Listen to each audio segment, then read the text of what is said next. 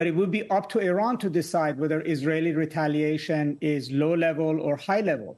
Just like Iran might have thought that its attack on Israel was not significant enough to invite a retaliation and said that the matter is not closed, Israel decided that it was not going to buy that and it was going to retaliate. So once Israel retaliates, it cannot decide how Iran will interpret that.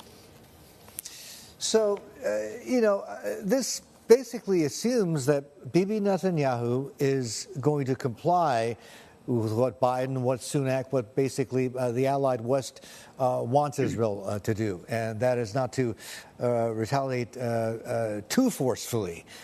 I can't imagine a situation, though, for Bibi Netanyahu where he wouldn't respond to the Iranian attacks over the weekend with direct strikes on Iran itself, as opposed to its proxies. That would be tit for tat. I don't know politically how he would get away with anything otherwise.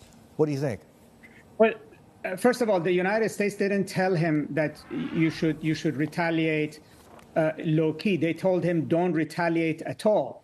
And if you retaliate, we will not support you in the retaliation. That's what has been reported. So, and I do agree with you, Israel cannot not retaliate because domestically it's not viable for the government not retaliate. And also Israel cannot afford to let Iran have the last say in this tit for tat. On the other hand, over the past 24 hours, Iran has sent Israel a very direct message via Egypt and a very direct message to the United States via Turkey. And their deputy foreign ministers has also interviewed and put it out there that any kind of an attack on Iran, low key, high key, which is up to Iran to decide what it is, will be met this time with a very aggressive response that will not be telegraphed days in advance or 72 hours in advance. It would be much more ferocious and much more immediate. Now, that might be bluster, but, we're in that kind of a phase. You cannot sort of separate what is bluster and what is actually reality that's going to come to pass. So Iranians have basically said they will not tolerate any retaliation, and Israelis have to retaliate. So I think world markets, global economies, Western capitals have to brace themselves for another round of the kind of being on the edge and rattling that they went through last week.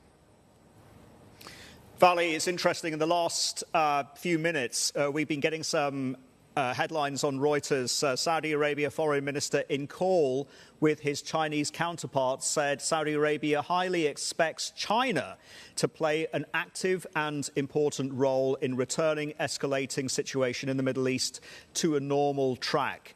We all know that China has a strong political and economic relationship with Iran. Can China be a broker here? Yes, it can. It actually shows, first of all, how desperate Saudi Arabia and other countries are that this doesn't escalate, and the fact that they don't believe the United States actually can manage it. So they are appealing to the Chinese, but the Chinese are not going to bully Iran. The Chinese have to offer Iran something.